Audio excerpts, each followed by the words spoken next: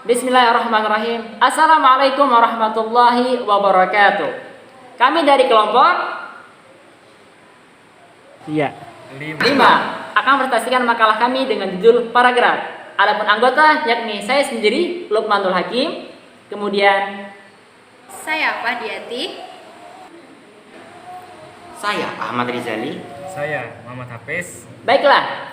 Guna mempersingkat waktu, kita akan masuk kepada bab pembahasan. A. Pengertian paragraf. Paragraf adalah kumpulan kalimat yang biasanya mempunyai satu ide pokok atau cara penulisannya sedikit menjorok ke bagian dalam atau menggunakan garis baru. Nama lain dari paragraf adalah alinea. Kata paragraf diserap dalam bahasa Indonesia dari bahasa Inggris, paragraf. Sedangkan alinea diserap dari bahasa Belanda dengan ejaan yang sama. Kata alinea dalam bahasa Belanda sendiri berasal dari bahasa Latin alinea yang berarti mulai dari baris baru. Sedangkan dalam KBBI, yakni Kamus Besar Bahasa Indonesia, alinea baris baru pada tulisan atau karangan.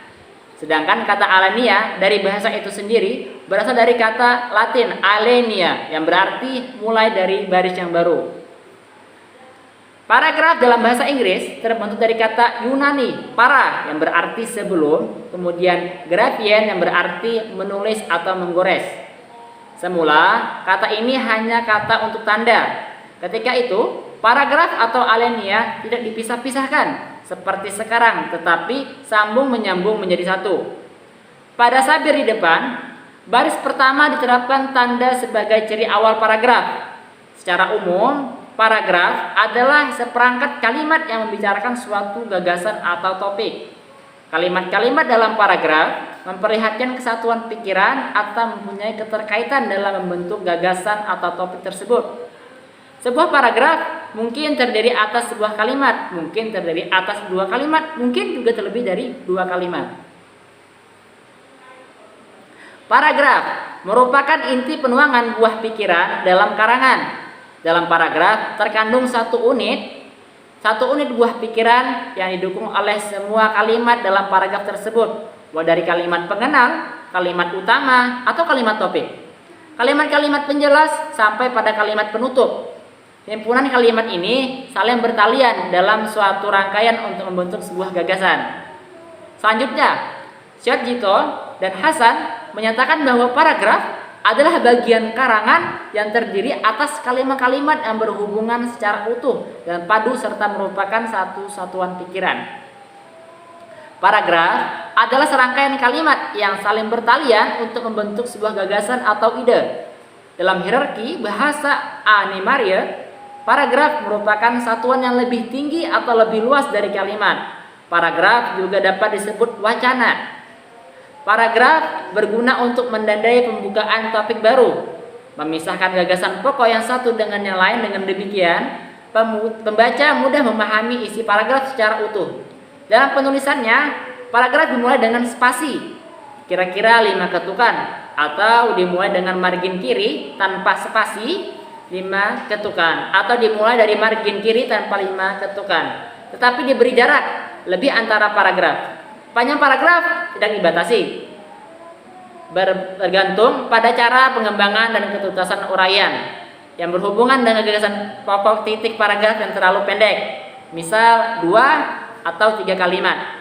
Biasanya kurang dikembangkan, koma. Sebaliknya, yang terlalu panjang dapat menyembuhkan bahkan mungkin mengandung kalimat yang terlepas dari gagasan pokok. Jenis paragraf. Paragraf merupakan satu kesatuan ekspresi pikiran yang terdiri atas seperangkat kalimat yang digunakan oleh pengarang sebagai alat untuk menyatakan dan menyampaikan jalan pikiran kepada pembaca. Agar jalan pikiran tersebut dapat diterima dengan baik dan jelas, paragraf harus disusun secara sistematis dan logis. Jenis-jenis paragraf. Paragraf berdasarkan jenis ceritanya, yakni 1. Paragraf narasi. Paragraf narasi merupakan paragraf yang menceritakan suatu kejadian berdasarkan urutan waktunya. Paragraf narasi terdiri 2 jenis, yakni narasi kejadian dan narasi runtut cerita. Paragraf narasi kejadian merupakan paragraf yang menceritakan suatu kejadian, sedangkan paragraf narasi runtut cerita yaitu paragraf yang pola pengembangannya dimulai dengan sebuah tindakan yang menghasilkan sesuatu berlanjut ke tahap berikutnya hingga tahap akhir dari cerita. Langkah-langkah menyusun paragraf narasi sebagai berikut. A. Ide dapat kamu temukan dalam kehidupan sehari-hari. Kamu dapat menulis cerita berdasarkan 1. Pengalaman, 2. Kejadian yang dilihat atau diamati, 3. Kejadian hayalan. B. Merangkai cerita dengan rumus 5W plus 1H. Pertanyaan-pertanyaan yang berkaitan dengan rumus 5W plus 1H ini dapat membantumu untuk merangkai cerita. 1. Di mana lokasi ceritanya?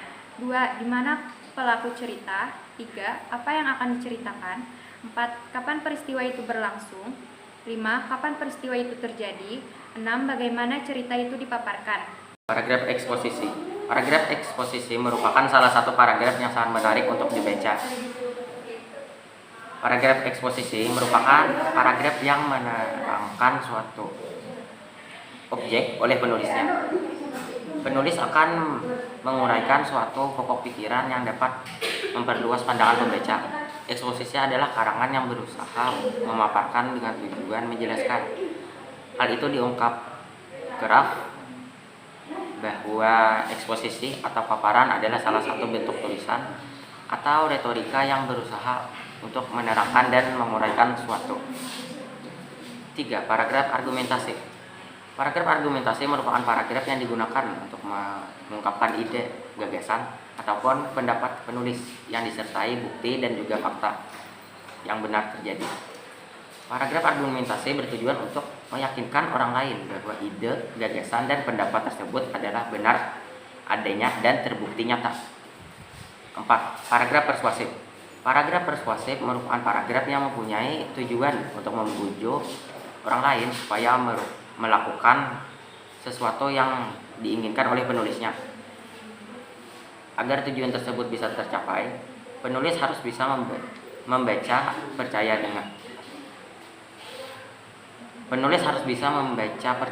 dengan disertai pembuktian yang nyata. Tulisan persuasif adalah tulisan yang dapat merebut perhatian pembaca, yang dapat menarik minat, dan yang dapat meyakinkan mereka. 5. Paragraf deduktif.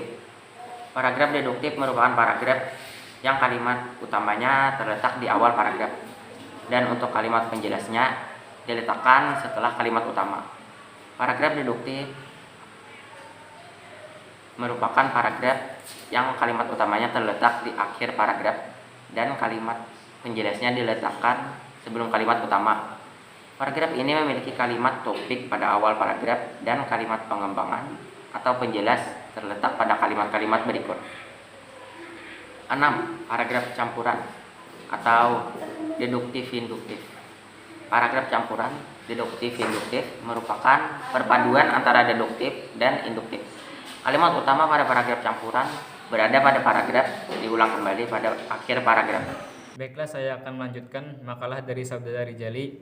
3. Ciri-ciri paragraf yang baik. Paragraf yang baik haruslah memiliki 3 syarat, yakni memiliki kesatuan, kepaduan, dan kelengkapan.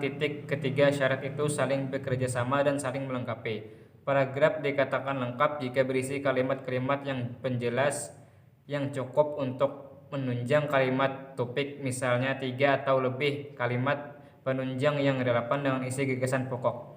1. Kepaduan paragraf. Paragraf dikatakan memiliki kesatuan jika semua kalimat yang membentuk paragraf itu terpusat pada satu gagasan pokok atau satu topik saja. Langkah-langkah yang harus kita tempuh adalah adanya kemampuan untuk merangkai kalimat sehingga berkaitan satu sama yang lain, sehingga logis dan serasi. Lalu gunakanlah kata penghubung yang dapat membuat kalimat saling berkaitan. Terdapat 2 jenis kata penghubung, yaitu kata penghubung intra-kalimat dan kata penghubung antar kalimat. Intra kalimat yaitu kata yang menghubungkan anak kalimat dengan induk kalimat. Contohnya karena, sehingga, tetapi, dan sebagainya. Sedangkan antar kalimat yaitu kata yang menghubungkan kalimat yang satu dengan kalimat yang lainnya. Contoh, oleh karena itu, jika, jadi, kemudian, dan sebagainya. Contoh, remaja mempunyai banyak potensi untuk dikembangkan. Remaja terkadang tidak menyadari bahwa ia memiliki banyak kelebihan yang bisa digali dan diberdayakan guna menyongsong masa depan. Mereka perlu bantuan untuk dimotivasi dan diberi wawasan. Anak-anak muda lewat potensi adalah penggenggam masa depan yang lebih baik dari para pendahulunya. 2. Kesatuan paragraf atau koherensi. Paragraf dikatakan padu atau satu jika semua kalimat yang bentuk paragraf itu saling berhubungan atau hutan secara logis dan lancar. Kepaduan dapat dibangun dengan menggunakan unsur ciri kebahasaan yang meliputi pengulangan kata ganti dan ungkapan penghubung titik, perincian dan urutan isi paragraf. Syarat yang kedua adalah kesatuan paragraf. Yang dimaksud kesatuan adalah tiap paragraf hanya mengandung satu pokok pikiran yang diwujudkan dalam kalimat utama. 3. Kelengkapan paragraf.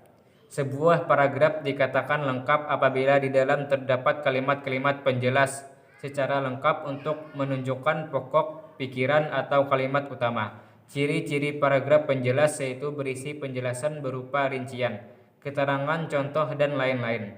Selain itu, kalimat penjelas berarti apabila dihubungkan dengan kalimat-kalimat di dalam paragraf. Kemudian, kalimat penjelas sering memerlukan bantuan kata penghubung, baik kata penghubung antar kalimat maupun kata penghubung intra kalimat. Bab 3. Penutup. A. Kesimpulan. Kesimpulan yang dapat ditarik dari pembahasan di atas adalah: 1. Paragraf adalah bagian-bagian karangan yang terdiri atas kalimat-kalimat yang berhubungan secara utuh dan padu serta merupakan satu kesatuan pikiran. Paragraf juga dapat dikatakan sebagai sebuah karangan yang paling pendek atau singkat. Dengan adanya paragraf, kita dapat membedakan di mana satu gagasan mulai dan berakhir. 2. Jenis-jenis paragraf berdasarkan jenis cerita meliputi paragraf narasi, eksposisi, argumentasi, persuasif. Sedangkan berdasar letak dari pikiran utama meliputi deduktif, induktif, dan campuran. 3. Paragraf yang baik haruslah memiliki 3 asas.